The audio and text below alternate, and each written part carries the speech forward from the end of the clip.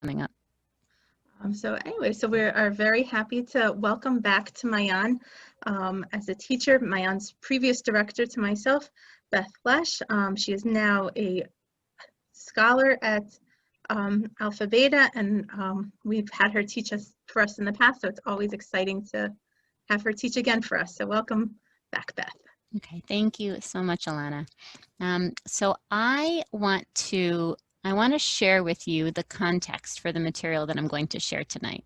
This is material in development, and I want to view tonight as a workshop, and I want to encourage candor and feedback and active participation from everyone.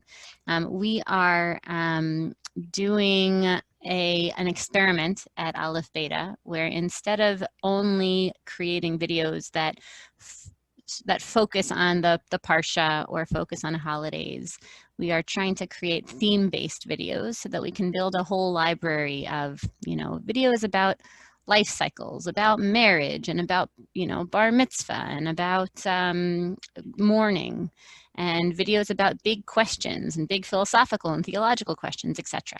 So I have been, here's the other story that you need to know. When I first joined Aleph Beta, I thought that I was taking... Sorry, you're muted. I pushed the wrong button. Is that better? I'm sorry. No, that's okay. Everyone can hear me now. When I first joined Aleph Beta, I thought I was taking a job as a ghostwriter. I thought that my job was going to be to hear Rabbi Foreman's, who's our lead scholar, to hear Rabbi Foreman's ideas, and that I could translate them and communicate them to people, and I could bring my skills in writing, and that would be my job. 2 years after that, I was thrust into the role of being a scholar myself and being asked to study the text and come up with chidushim and then write scripts about them. And the project for that year was Parshat HaShavua. And one of the first videos that I took on, we didn't necessarily do things in order. One of the first videos that I took on was for Parshat Metzora, and I signed up for it because other people didn't, and there was a blank spot on the sheet. It was only slightly less popular than Tazria, and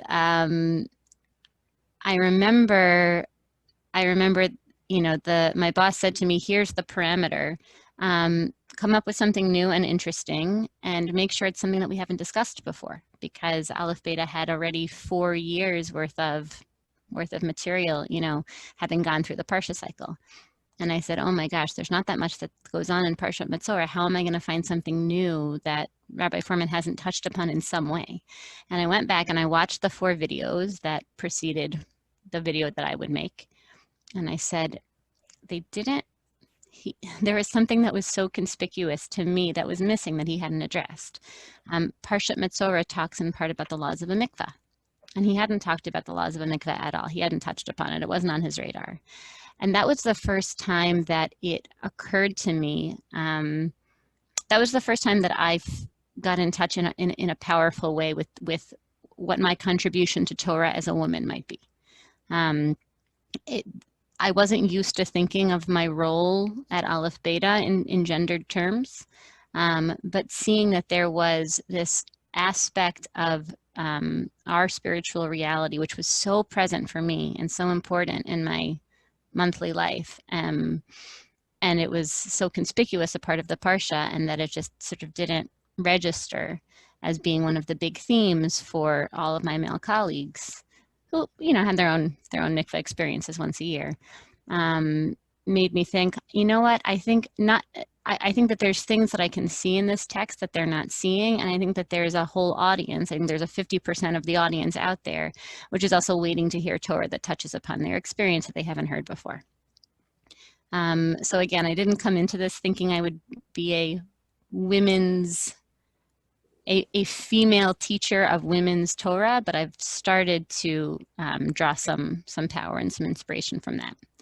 So I share that introduction because when I was tasked with creating a video on something that would land on the life cycles page, I had just had a baby, baby Izzy, who is turning 1 next week, and had horrible nursing experience with my first, and a slightly better nursing experience with my second, and a really lovely nursing experience with Izzy. And I said, I want to talk about nursing in the Torah because I know it comes up, and there's got to be something there. So that's where this comes from. And then I went and scoured the Torah and looked at the places where it does come up and tried to figure out what those places had to say to me. That's the context for tonight. The other context you have to know is that this is in development. This hasn't been scripted yet. This is nothing. I'm grappling with these ideas. The argument doesn't feel to me to be as tight and as refined as I want it. And I'm, like I said, I will encourage, I will welcome the feedback from all of the brilliant women on this call. Okay. The last bit of context I'll share is simply this. The shiur that we are going to have tonight, the learning that we're going to do together, is going to take place in 2 acts. There are going to be, it's going to feel like we're doing 2 bodies of learning that have little to do with each other.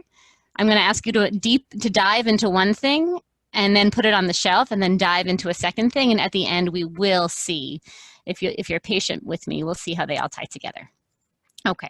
With all of those grand introductions on the table, I am going to give everyone an assignment, which is to, if you have a chumash in front of you, you can open up to Numbers 11. If you don't have a chumash in front of you, then I just chatted a link to Mechon Mamre where you can browse the text. I don't have a source sheet for you because we're going to be hopping around different chapters of chumash, and it would just be unwieldy. It's far easier to go to the links. So go ahead, whether you want to open your chumash to Numbers chapter 11 or click on the link. Take 7 minutes and read through this chapter, English, Hebrew, whatever you're comfortable with, and just get a sense of what's going on and see what you notice. There's a lot to notice. This is an amazing chapter, but see what you notice, and then we'll come back and we'll talk about it.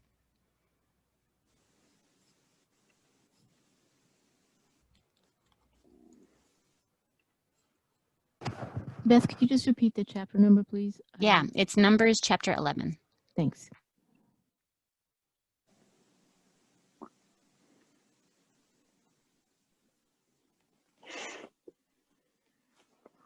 Together, and I want to ask a question about this chapter. There are a lot of questions to ask. My question is, why did God get so upset? I mean, God reacts here to the people's complaint and to the people's request for food in a frightening way by sending them quail. And then when they, and it seems like only some of them, only a subset of them, eat the quail, he strikes them dead. So why does God get so upset? And you have to remember, this is Bamidbar. This is the 2nd year after they've left Egypt. This isn't the first time that Bnei Yisrael have complained. Far from it, right? There are a lot of other case studies. They were never punished like this. On the contrary, in the earlier stories, God met their demands. You know, they wanted food, they wanted water, he provided food, he provided water. So you really have to ask, what is going on with this story that sets it apart? What is so egregious about what they ask or the way that they ask it that it deserves this really disturbing response from God? And I'll make that question even stronger. There was another earlier time in the Chumash, an earlier time in the desert travels, approximately 1 year before this incident, when Bnei Yisrael complained that they wanted meat, that they missed the food in Mitzrayim. And God responded by giving them slav, by giving them quail to eat. And it's the only other time in the entire Tanakh that the word quail, that the word slav is used. These 2 incidents. one earlier story, this story here in Bamidbar, and then the word comes up once in Tehillim, but in Tehillim it's clearly referring back to these cases. So this is it. These are the two Slav stories in the Torah. If you're wondering what's the other story, I haven't told you yet. Okay, I'm just building the suspense. So God responded by giving them Slav, quail to eat. The thing is, God didn't then kill them when they ate it. He just gave them quail and they enjoyed it and it nourished them and then they moved on. So the question you have to ask is why? How could it be that one time the people demand meat and God sends quail and everything is totally okay, and then the next time they're just doing the same thing they did before? They demand meat, God sends quail, but it turns out that it's this terrible trap and the people who eat it are killed. How could that be and why? What is going on? What's the difference between the two stories? Because the Torah is clearly begging us to juxtapose these two incidents. So let's look at that story and let's see if we can put our finger on the difference. Before we jump to that story, I just want to pause and see if there are any questions for clarity or comments so far. So anyone who wants to unmute themselves can.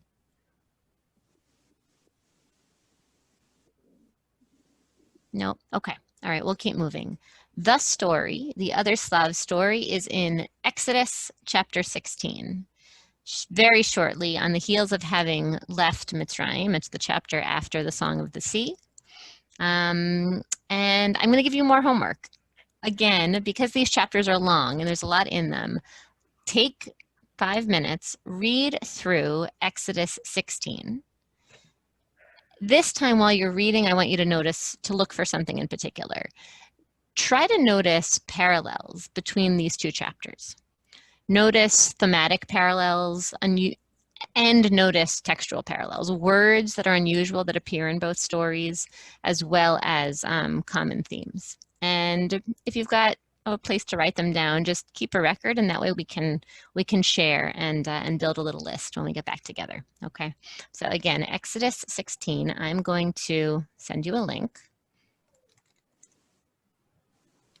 It's funny when you work for Aleph Beta, when everyone I think has a website that when they close their eyes and they type without thinking, their fingers take them there. Mechon Mamre is that website for me, which is just a very basic JPS translation of the Chumash. When I was 23 years old and I was Craigslisting furniture, Craigslist was that website for me, but now it's Mechon Mamre. Okay, so I just went ahead and posted in the chat the link to Exodus chapter 16. So look on the computer, look in your own Chumash in hand, and then we'll come back to talk in another 5 minutes. And this time we will talk.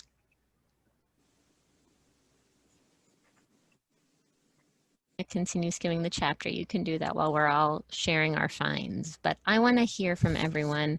Like I said, it is abundantly clear to me that the Torah wants us to be contrasting and comparing these two events. I think there's 3 barrels worth of evidence to substantiate that claim, but I think I only found part of it, so I want to hear what everyone else found. So hit me up, and I'll stick it on a whiteboard.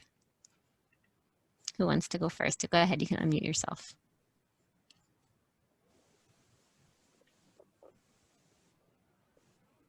Or throw it in the chat if you're feeling shy.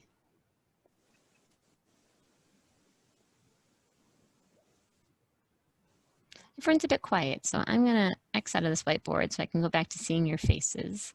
And why are people quiet? Talk to me. What are you thinking?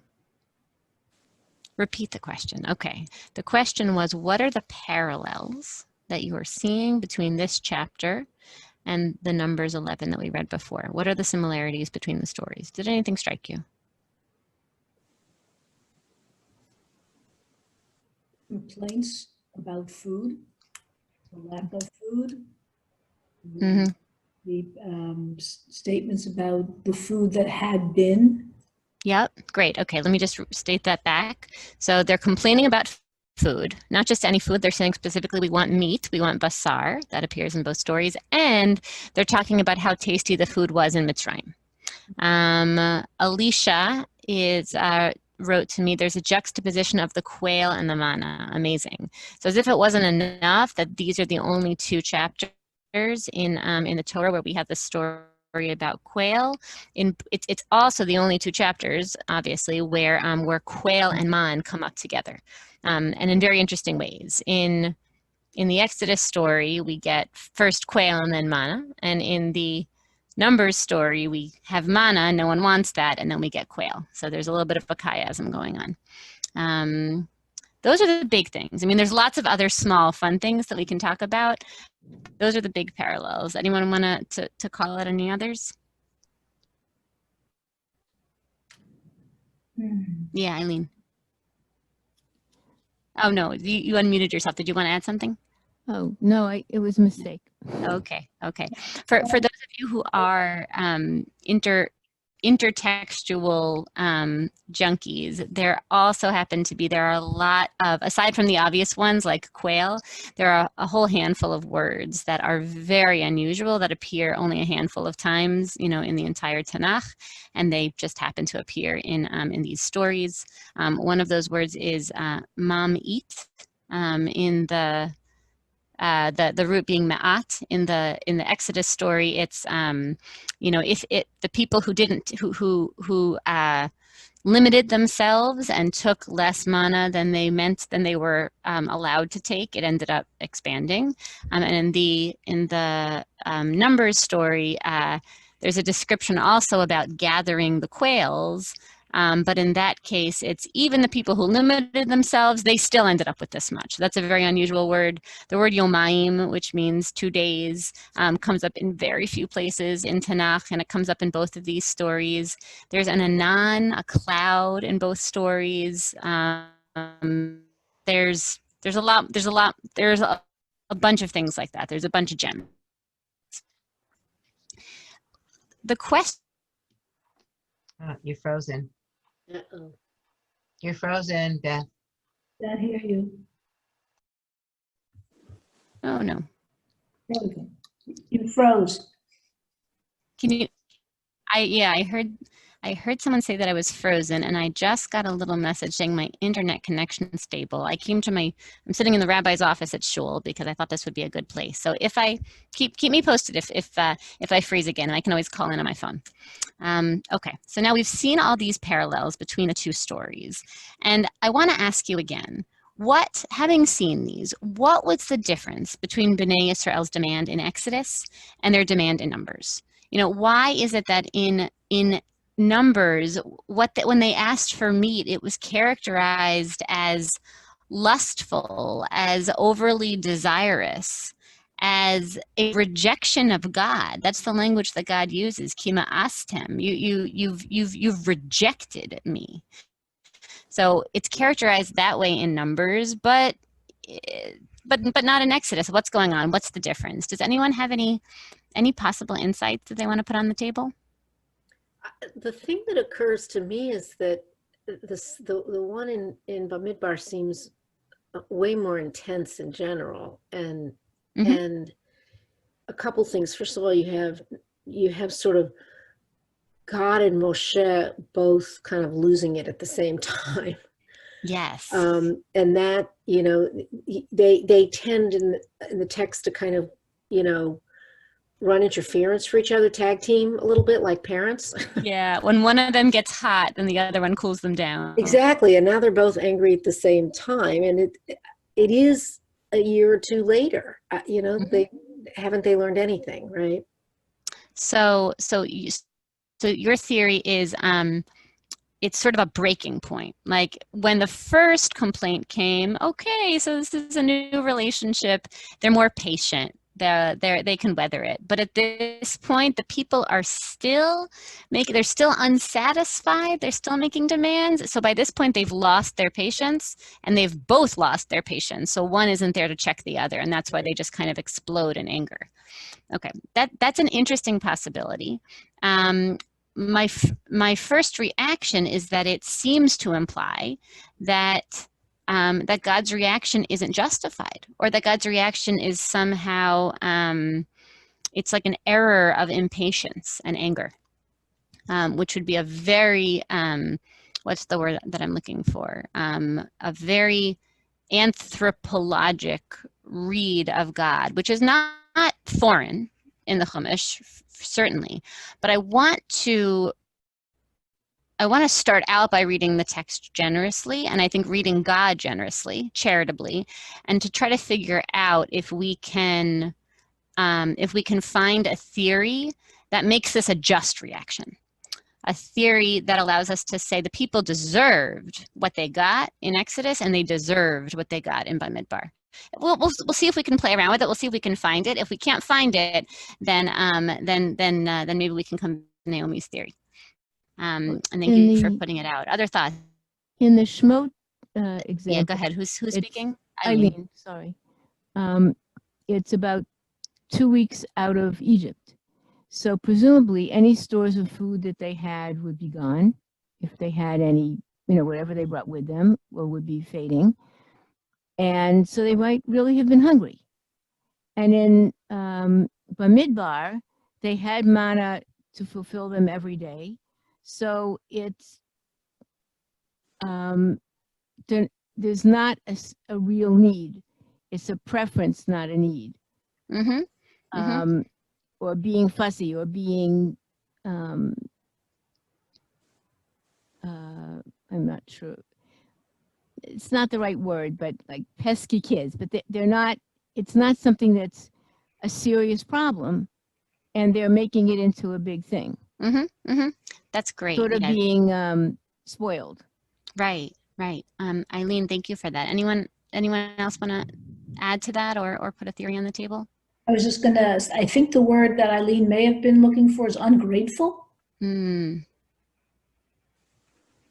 Yeah. Shirley, do you want to say more about that? I know, I was thinking of other aspects of it, but I don't want to move ahead with, it's okay.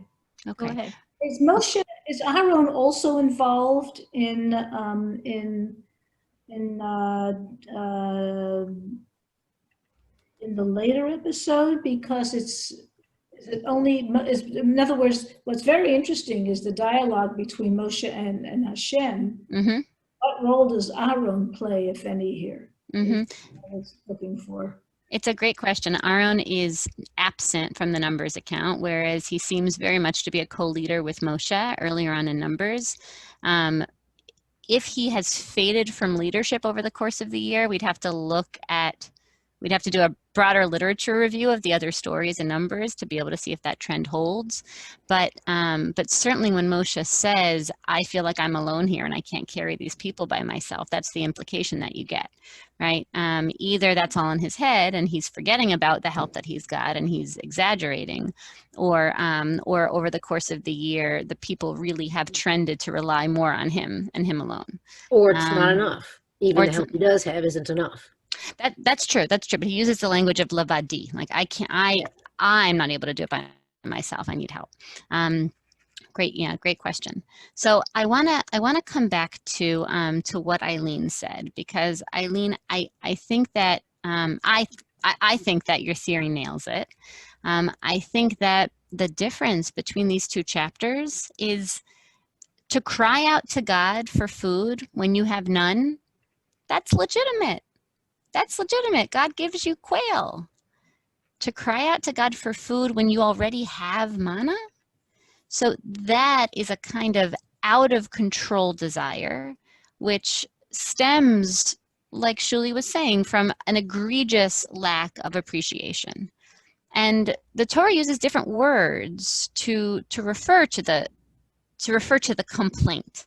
I kind of merged the stories together, painted them with the same brush by saying complaint, but the Torah doesn't use the same word for complaint. In the Exodus story, they are talunot, which is probably best translated as complaint, but in the Bamidbar story, they're not talunot, it's a ta'ava. It's a desire that they are voicing. And that feels right. Eileen, go ahead. It's also mit onanim versus vayilonu. So it translated in English as murmured, but it's a different word. One is, I think the first is probably closer to murmuring, but mit onanim, at least in modern Hebrew, is complaining. Yeah. So it seems stronger in the second case. It is right. It definitely seems like a more intense demand in the second case. My read of the first 3 verses in Numbers are that that's a separate incident. I think the mitonanim are a little bit of a mystery. It sounds like something happens with the mitonanim. The people cry out to Moshe. God punishes them. The place gets a name. That's the end of the incident, and then there's sort of a new story that begins with Veha, and the Safsuf, and that ends with and a new name is given to that place because of the second incident that happened there. By the way, is it the same place? Does one place get 2 names? That's a little bit of a mystery, but you're right. Whether you want to read them as sort of an extension, to one account, or whether you want to read them as 2 separate accounts. The word talunot doesn't show up in the Bamidbar case, so it's either mitonanim or it's ta'ava. It's a desire, as opposed to a complaint. And I think that jibes again with Eileen's theory that what is a desire? A desire is something which goes above and beyond an essential need. It's like when your child says to you, "I need a chocolate bar." And what is your reaction when your child says to you, "I need a chocolate bar"?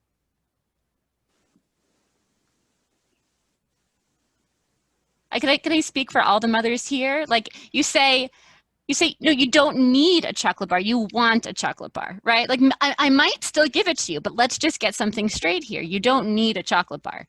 In my son's case, you guys, I don't know if you remember little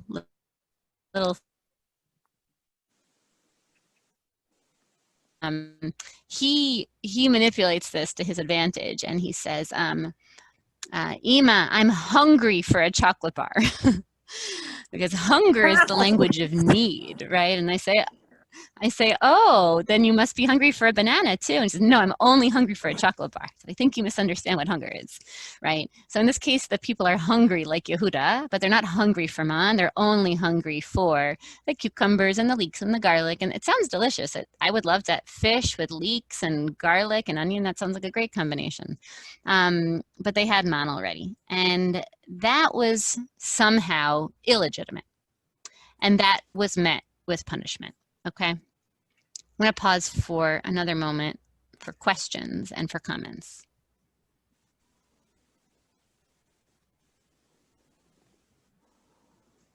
Okay. That's the algebra of it.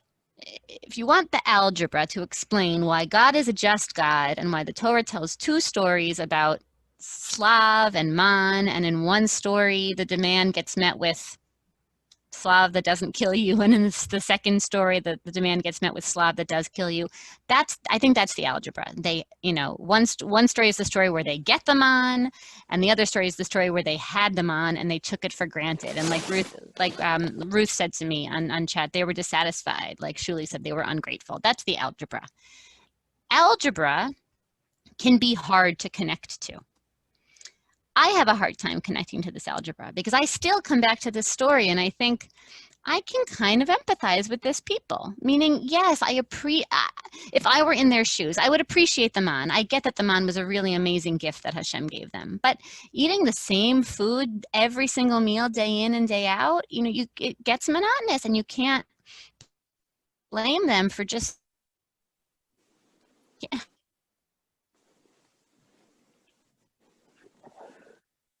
You froze again.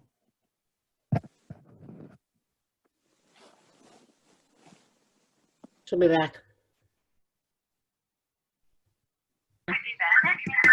Yeah, and I have to mute yourself. Mm-hmm. Yeah, otherwise you get feedback. Yeah, so let's do participants. And this one, Ellie, are you able to mute the 516 number that just called in? I'm not sure how to do it. Oh, perfect. Okay. Are you hearing me clearly now? Okay. I'm sorry about that, everyone. Anyway, I have the phone as a backup in case I go out again, so you can let me know.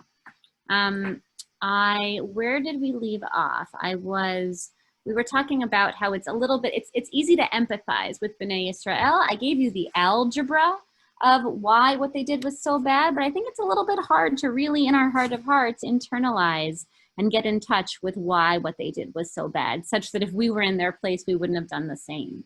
And to that end, I want to move into Act 2 of this year. And in Act 2 of this year, what I hope to give you is a richer sense, a more emotional sense of what was so bad about what they did. And hint, we haven't talked at all about nursing yet, so obviously that's going to come up. Here's what I want us to do for Act 2. Everything that we just studied, put all that on the shelf for the time being. Let's go back to, here, I want to share my screen. Ellie, can you make me the host again, or our co-host?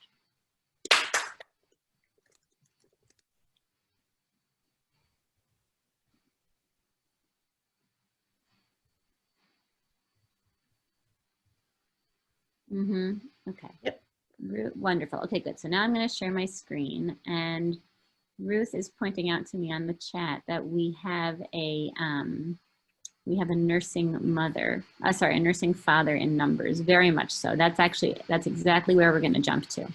So in the chapter that we read, Naomi mentioned that it's not just God who gets really angry at the people. Moses gets really angry at the people too. Moses, he's at his breaking point. He gets really, we see him in utter desperation here. And it seems like, as a side note, it seems like Moshe and God are probably mad about two different things. Moshe is primarily overwhelmed by the fact that the people are coming to him instead of God, whereas God is more disappointed with the people, angry with the people because of their ungratefulness, because of the nature of their demand, not necessarily who it is that they're addressing it to. But I want you to take a look at what Moshe says, the nature of his grievance that he puts before God, because it's very unusual and it's very evocative. What he says is, and I'm reading here, verse 11, 12, 13, 14, 15. Lama hare osa la'avdecha. Why have you done this bad thing to your servant? V'lama lo matzasi chen beinecha. Why haven't I found favor in your eyes? Lasum es masa kol ha'am hazeh elai. The whole burden of this people, you have placed it upon me. Why would you do this terrible thing to me? Ha'anochi harisi es kol ha'am hazeh. Did I conceive this people? Imanochi yalidatihu. Did I birth this people? Ki somar elai se'ehu v'chekecha ka'asher yisa ha'omen es hayonek al hadama asher nishbata lavosav, such that you would say to me, pick them up and carry them in your bosom, just like a nursing parent carries a suckling infant all the way to the land that you promised our fathers. May ayin li basar. Where am I going to find meat? Let's say slachol ha'am hazeh, to give to all this people. Ki yivku elai. They are crying to me like babies. They are crying. Lemor, saying tna lanu basar v'nochela. Give us meat and we'll eat it. Lo uchal anochi levadi. Laseis es kol ha'am hazeh. By myself, I am simply not able to carry this people. Ki chaved mimeni. It is too heavy for me. By the way, this chapter is filled with references and allusions to other prakim in Chumash. Right now, what we're getting hints of and what's to come, this is pointing us very strongly back to Exodus 18 and the story of Yisro and the intermediate judges there. So that's for another shiur. But if this is sounding familiar to you, then what I just read is almost an exact quote lifted from Exodus 18. Okay, that was all just for fun. Ve'im kacha es oseli. If this is what you're gonna do to me, hargeni naharov, just kill me. If I've really found favor in your sight, just kill me now. Ba'al era barasi. I'm not gonna have to look upon my wretchedness. Okay. So Moshe is really freaking out here. And I am fascinated by Moshe's metaphor. Okay. He says, have I conceived this people and have I birthed them? Such that you would say to me, carry them in your bosom, the same way a nursing parent would carry a suckling infant all the way to the land. Now, here's what I want to say to you, and just stay with me for a second while I think about the best way to share this. Okay, this is what we're going to do. Moshe is saying, God, it's as if you're thrusting a crying infant into my arms and I don't have any milk to feed him. And that's interesting because that whole metaphor, that whole sequence that Moshe just described of a crying infant being thrust into someone's arms and that person not having any milk to feed him, that actually happened in Moshe's life. But he wasn't the parent being asked to care for the child. He was the child, right? That was Moshe's origin story, which I find fascinating. So what I want us to do is to go back to,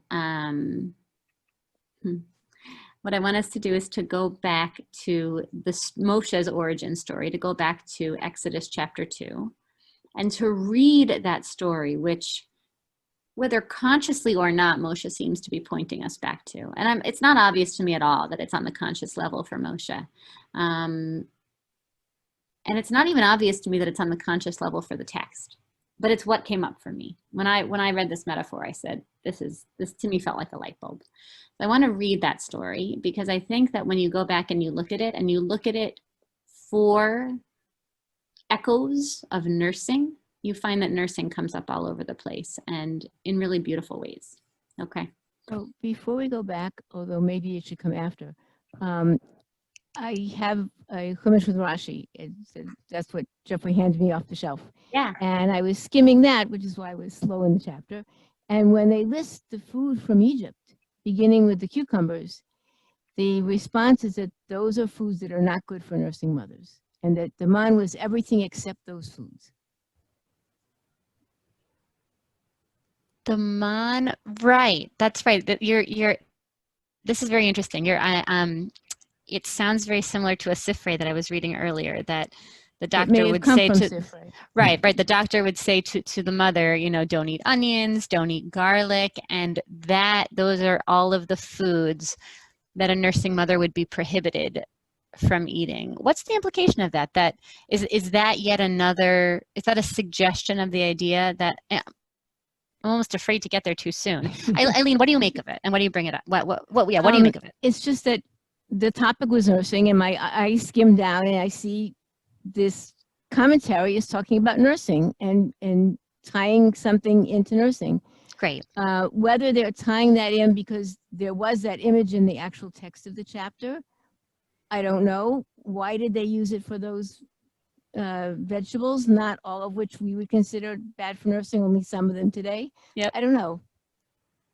Wonderful. Okay, thank you for bringing it up. I love it. I'm going to make a note of it. You caught something that wasn't on that I hadn't thought about before, and I want us to. I don't want us to jump too far ahead, but hopefully we'll get to come back to it at the end. Can I say something also? Yeah, please. Is that Ruth? Oh, it is. Yes. Go. So he says, well, the babies are, or the Bnei Israel is in the bosom of the parent. And then they said, when should I have flesh to give unto the people?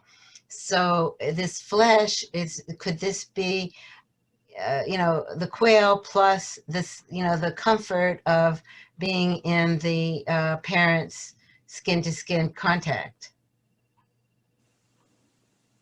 Do they want the quail because they need comfort from the parent? That the flesh, meaning, I don't know if that's the right definition, but that's where I see it.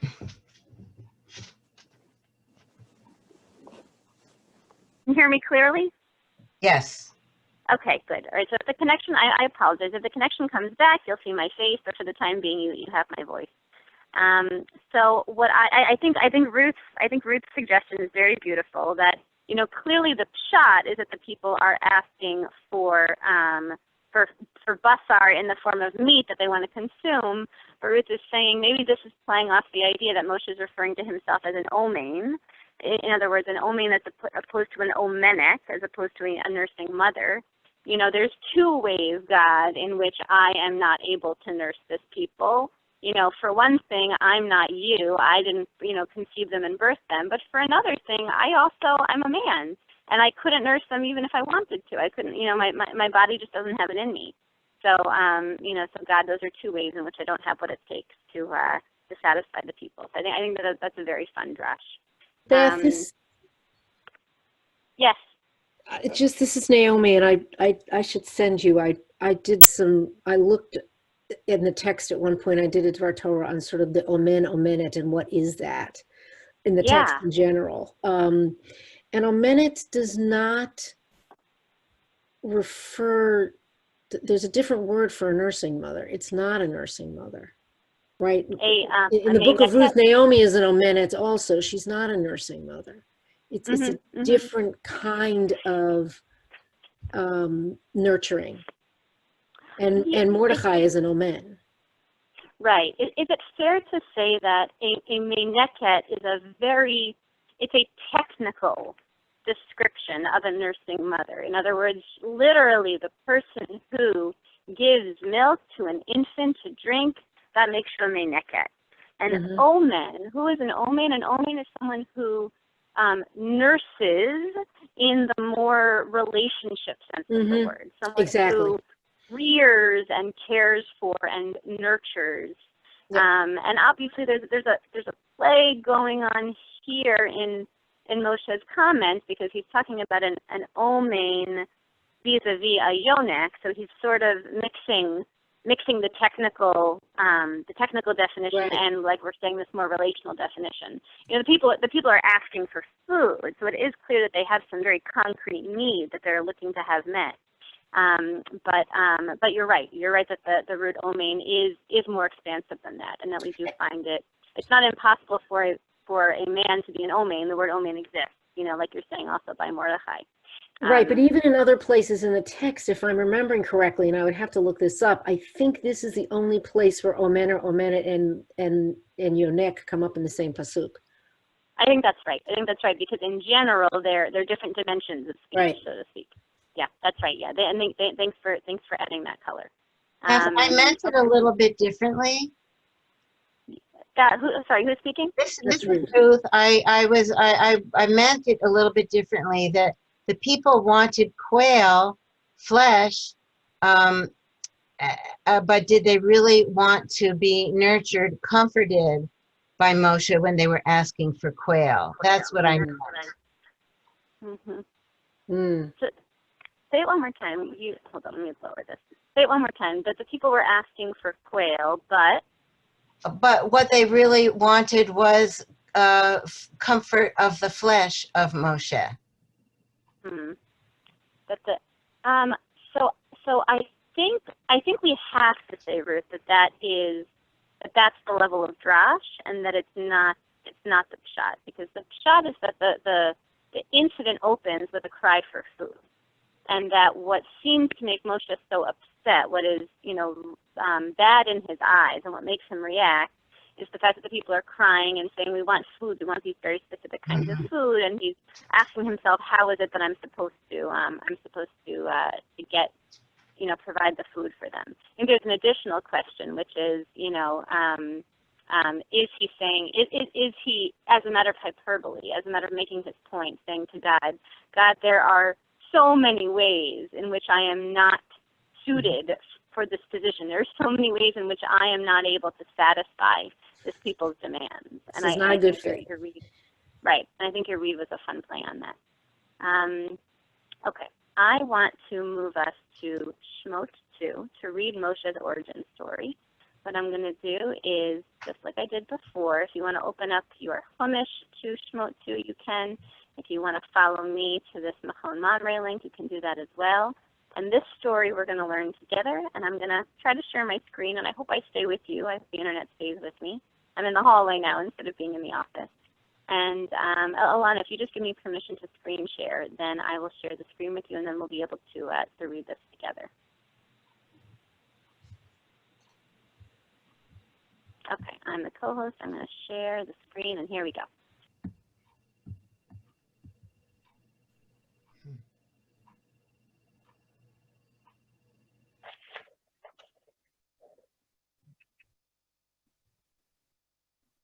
Now you're muted. Now you're muted. I'd be muted. unmuted. Okay, there we Oh, go. there we I'm go. unmuted now, yes? Yes. Okay. But now I unmuted the wrong one. No, we can hear you.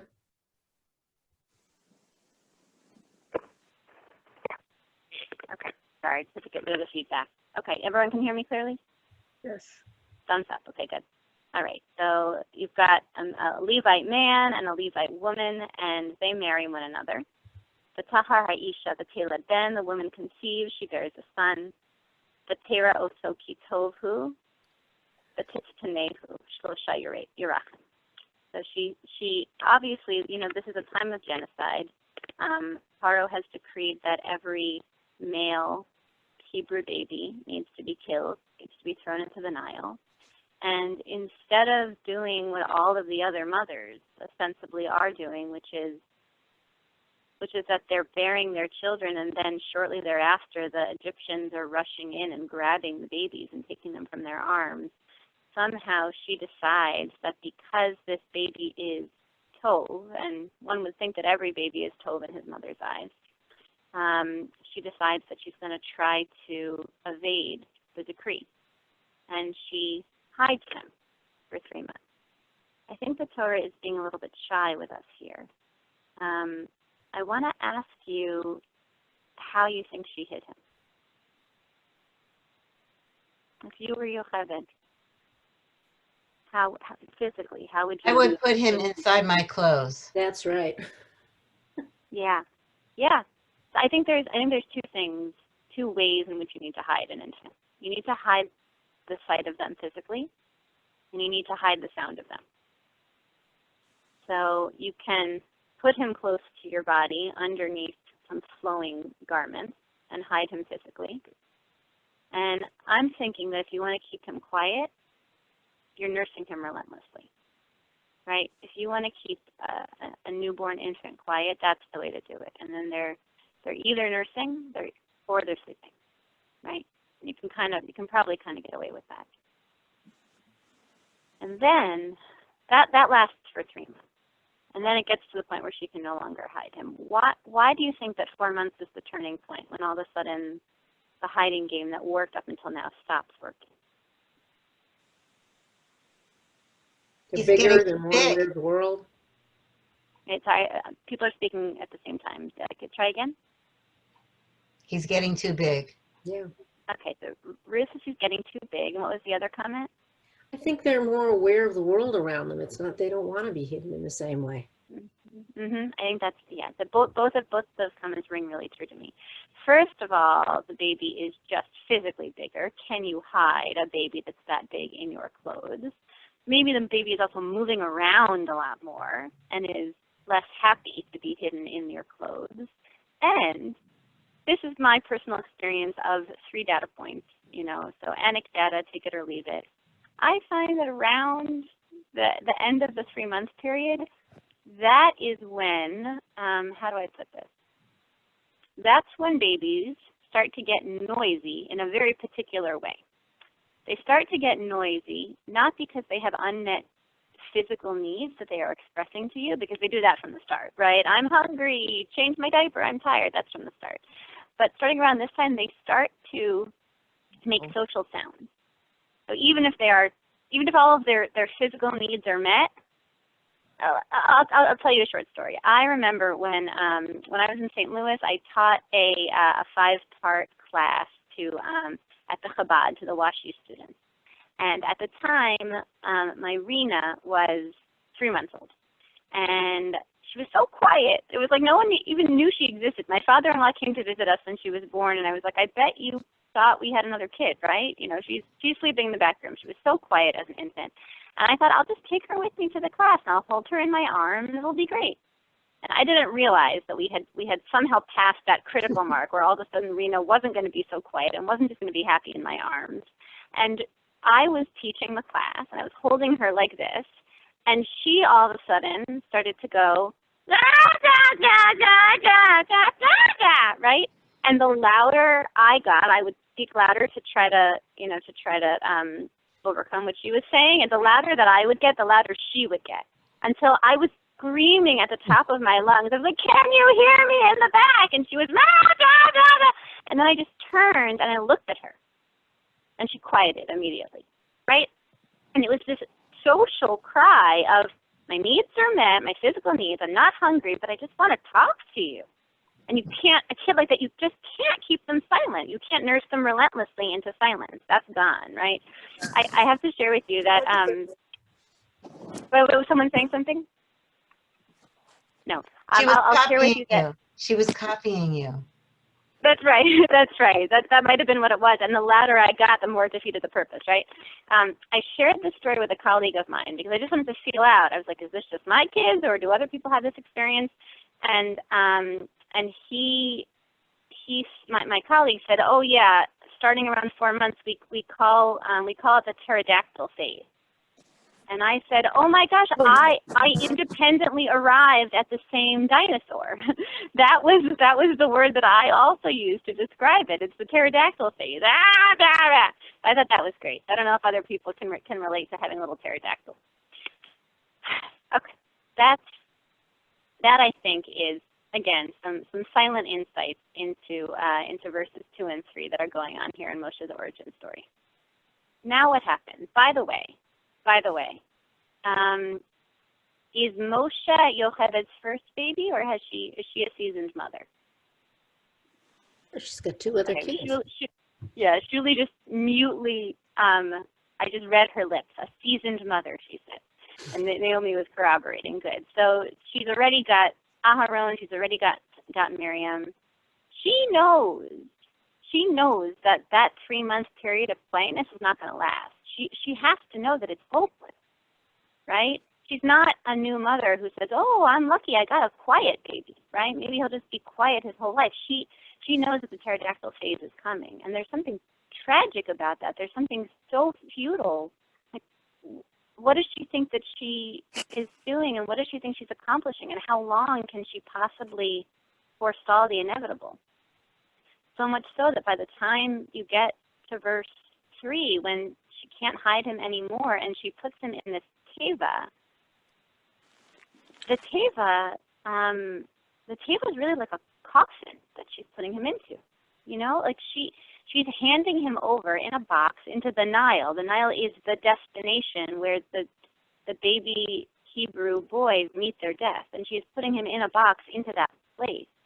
And she can't have any expectation that the baby that she puts into the water is going to survive. Like she feels that this is their final separation. Of course, we know that it's not, because something absolutely crazy happened. So first of all, his sister has the sense that this might not be the final separation. So the mother can't bear to watch, but the sister does. And the sister sees something even crazier, which is, out of all people, Bas Paro, the daughter of Paro, is bathing by the river. And Bas Paro sees this boy. Again, if you don't know how this story ends, and you hear that the daughter of Pharaoh, the daughter of Paro, of Pharaoh, is the one who sees him, you're thinking the story's over, right? You're thinking she's going to do something terrible to him. She's going to fulfill her father's decree. But she doesn't. She does the opposite. She has compassion on him. She hears him, she looks at him, she hears him cry. Something in her moves and stirs. And it seems like she decides that she wants to care for him. And Miriam, I think, sees that and seizes on that opportunity and quickly says something to her. And what does Miriam say? Miriam says, sorry, I should be screen sharing. Miriam screen share, back to Exodus. Okay, Miriam says, Ha'elach v'karasi lecha isha minekes min ha'ivriot. Should I, the niklach es hayeled, should I go and get one of the Hebrew wet nurses for you so that she can nurse the child? Miriam seems to pick up right away on what's going on. Bas Paro wants to save the boy. A crying infant is in her arms, but she has no milk for him. Just like Moshe's metaphor, she didn't conceive him, she didn't birth him. So how is she supposed to care for him? She can't do it by herself. Lo uchal, laseis levadi. She needs help. I want to ask you, why do you think Miriam asked amenekes min ha'ivriot. Why do you think that, why wouldn't Miriam just say, do you want me to get you, well, we know why Miriam says it. We know that Miriam is trying to find a way to reunite him with the mother, but why would Paro's daughter accede to that? Why does that make any sense to say, oh, daughter of Pharaoh, why don't I go get you one of the Hebrew wet nurses? What do you guys think? Well, she knew that a lot of the Hebrew women had just birthed, and those children were sent into the Nile. She also knew that this was a Hebrew baby, and I probably figured it out who this Meneket was. I can't imagine she didn't know. Yeah. So one possibility is if this is a Hebrew baby, maybe I can actually find the mother that was nursing him. Although, if you look later in the text, when Miriam brings a mother, and here's where Yocheved encounters Bas Paro, and Bas Paro says to her, take this child, nurse him, and I'm going to give you wages for it. Not the way that you would talk to someone that you think is the mother of the child. So it seems like Bas Paro doesn't know Yocheved's real identity, and also wasn't necessarily seeking Dafka to reunite the child with his true mother. The commentaries talk about this, and a lot of the approaches talk about it's racial. Like there would have been some understanding and expectation in those days that a Hebrew baby should nurse from a Hebrew, and an Egyptian shouldn't nurse. It works both ways. An Egyptian woman shouldn't dirty herself to nurse a Hebrew baby, and a Hebrew baby as pure and holy as Moshe shouldn't dirty himself to nurse from an Egyptian mother. The xenophobia works both ways. But I think that there's another possibility here, sort of Torah read through women's eyes, and it's what Ruth said, which is that you have all of these mothers who had their babies taken away from them shortly after labor, and their bodies are making milk, and there's no baby to drink it. There's a surplus of milk in Goshen.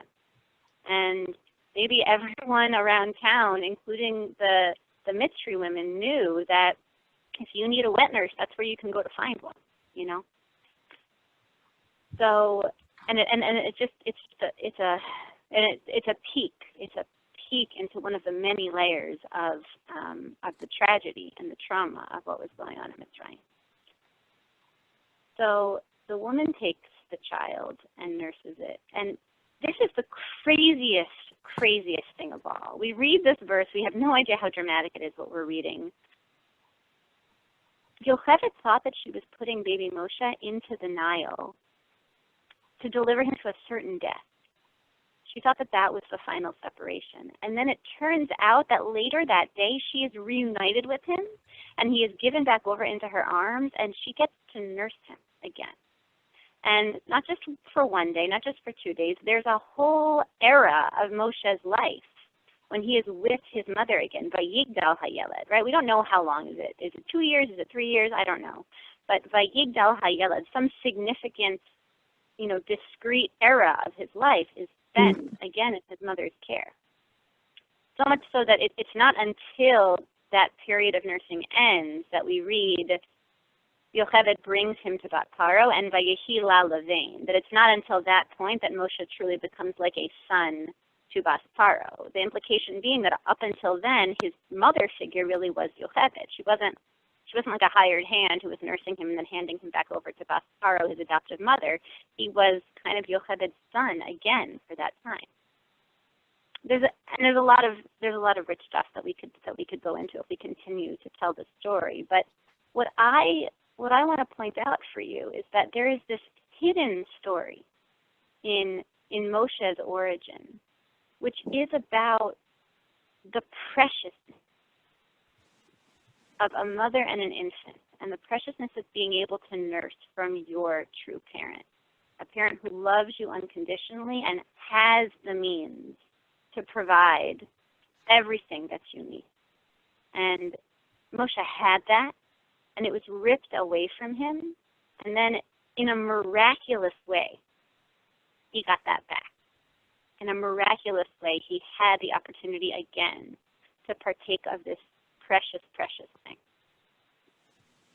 I think that helps us understand Bamidbar. And now we're going to try to tie it all together, because when you fast forward to Bamidbar, now Moshe is grown, and now there's another baby who's crying out for food. And there's a parent who's unable to feed that baby without help. Except this time, the parent is Moshe, and the baby is Bnei Yisrael. And the baby is painfully unaware of the preciousness of being able to nurse from its true parent. And its true parent isn't Moshe. Bnei Yisrael's true parent is God. And there's a whole metaphor that we can string together here about how in taking the people out of Egypt, Yetzias Mitzrayim was a birth. It was the birth of a nation. When the people issued forth from the bloody doorways of their homes covered with the Pesach blood, it was like a birth, rushing out of a bloody doorway. And they came out into the desert. I think Yechezkel, uses this metaphor also. And they were a young, helpless infant needing to rely on God.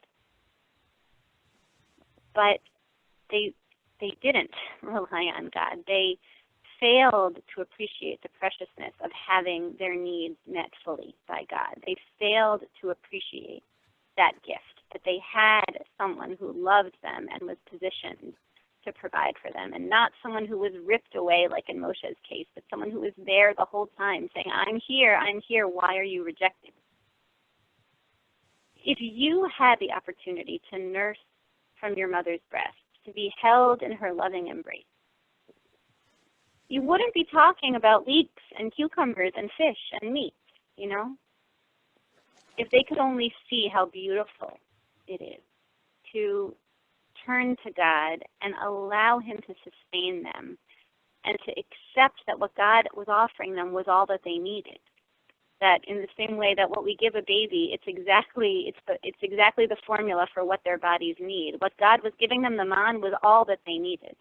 Then they would have been able to appreciate it deep down in their bones. But they didn't. And they were overtaken by desire. And that's the tragedy, that, it's often those of us who lose something that most appreciate the preciousness of it. This metaphor of Moshe's, and we'll wrap up shortly. This metaphor of, hold on, let me think about how I want to do this. Yep, okay. This metaphor of Moshe's, we find it one other time in the Chumash. So this whole discussion of Moshe talking about a nursing, someone nursing a baby and carrying the baby, we find that in Devarim. We find it in Devarim chapter 1, and I'm going to share my screen with you. Devarim chapter 1, this is the beginning of Moshe's speech to the people on the brink of entering the land. He's talking about one of the things that happened in the desert, and he says the following. Uva midbar asher ra'isa, asher nesa'acha Hashem Elokecha, ka'asher yisa ish espeno, kechol haderech asher halachtem ad boachem ad hamakom hazeh. In the wilderness, you saw how God carried you the way that a man carries his son. The whole way that you were going, everywhere you went, that was how God was carrying you. And I just want to show you, I annotated this verse alongside the Numbers verse, and I want to show you what that looks like. So I'm going to just share it on a different screen for a moment. Share screen right here. These verses are clearly in conversation with one another. This one is from Numbers. This is Moshe saying, God, you are telling me that I should carry the people in my bosom the same way that an omen carries a yonek to the land. And then this is the verse in Devarim. And it's the same. It's the Ehu and Nesa'acha. Yonek is parallel to the Beno. The Al-Hadama is parallel to the Chol Haderech Asher Halachtem. Now keep reading. The next thing that Moshe says in his metaphor is, Uvedavar hazeh ein chema aminim v'Hashem Elokechem. Okay, that's your omen, by the way. This is the same root as omen. So how omen is parallel to ma'aminim. What is going on here? Moshe is telling us, this is the same metaphor. But Bnei Yisrael, you had it all wrong. I wasn't supposed to be the omen. God was supposed to be your omen. He was supposed to be the one who would carry you, if only you would let him carry you. But you didn't, because Einchem ma'aminim b'Hashem. I want someone to translate for me. How do you translate Einchem ma'aminim b'Hashem? Don't be clever. Give me a simple translation. You don't have faith. You don't have trust. Yeah, that's how we would conventionally translate it. You should have let God carry you, but you didn't trust him. You didn't have faith in him. But I want to suggest an alternate definition, an alternate way to understand ma'aminim. Ma'aminim, like I said, it's the same root as omein. It is the hifiel, the causative form of the verb. So if to be an omein is to nurse someone, and to Naomi's point, to nurse them in a not in a technical sense, but in an emotional, relational sense. Then what is ma'aminim? How do you cause someone to nurse? You can't. The answer is you suckle. The way that you cause someone to be a nurse is you suckle. That's a technical way to describe it. The relational way to describe it is how does a baby cause me to be an omein or an omenet? The baby turns to me with the knowledge that I am positioned to meet all of his needs, and he turns to me ready to receive. It's not a grand act of faith. It's not theological. It's not in the realm of the mind. It's an action. It's a stance. To be ma'amin is you turn yourself to your source, knowing that your needs will be met and ready to receive, right? When a baby is born, the baby, a newborn baby will turn and try to suckle on everyone. Will try to suckle on the father's chest. And pretty soon, if the father doesn't give any milk, they learn that that's unreliable, so they give up, and they'll only suckle with the mother. So too, if the baby is being fed with a bottle and the father is the one who's always giving them the bottle, so they'll try to suckle off of anyone, but at a certain point, if the father with the bottle is the reliable one, then they become ma'aminim, the father, right? So this isn't, by the way, this isn't about nursing. Formula, exclusive pumping, nursing, I've done it all, right? It's about the amuna, literally, that is built when you faithfully meet a baby's needs, however you meet it. And what it teaches us, I think, is that faith, one dimension of faith, is that faith isn't a belief, it's not cerebral, it's not even religious in the way that we conventionally understand religion. It is just a stance. It is just a gesture of, I'm ready to receive, and I'm ready to see that what you give me is all that I need. And I don't share this because I want to suggest, I'm not taking a position on the bitachon versus hishtadlus debate, dichotomy. I'm not saying that, I'm not telling you that if there's something that you want in your life and you don't have it right now, that you need to just sit down and sate yourself with what you have, because what God gave you is enough and what you're expressing is a ta'ava. I'm not telling you that. That is a debate to have for another day. But what I want to suggest is that I think that there is a dimension of faith which we could all benefit from embodying. A simple faith, the faith of a baby, the faith of the stance of, I am finding comfort in the knowledge that you can meet my needs. And I'll end with one picture. One of the things that struck me the most powerfully when my Izzy, who's the little guy, was a newborn, and the nursing relationship was finally working, was that I would nurse him, and then he would finish eating, and he would detach, and then in the same gesture, the same smooth gesture, lay his cheek on my body. And it was like this, it was a picture of ultimate and complete comfort. All of my needs are being met right here in your lap, so much so that I'm even going to fall asleep right here where I've been eating, because everything I need I have. I am so comfortable right now. And I look at Izzy experiencing that. He doesn't experience that now, by the way. He's 11 and a half months old. He's all over the place. But I hold that picture in my mind.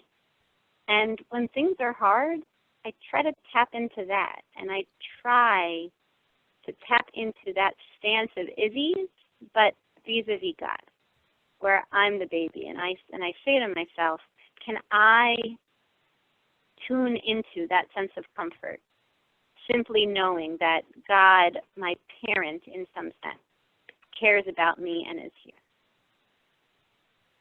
And that's powerful for me. It's a way that nursing has taught me about faith and God. Okay. It's so late for you. It's an hour later for you than it is for me. I kept on talking. But I'll stick around if there are questions and comments, and I want to thank you all for staying with me and coming on this journey and sharing this with me. And I'll open it up. We can start the schmooze if anyone's got comments or questions. Thank you so much, Beth. That was really, really beautiful. Thank you. Totally. Okay.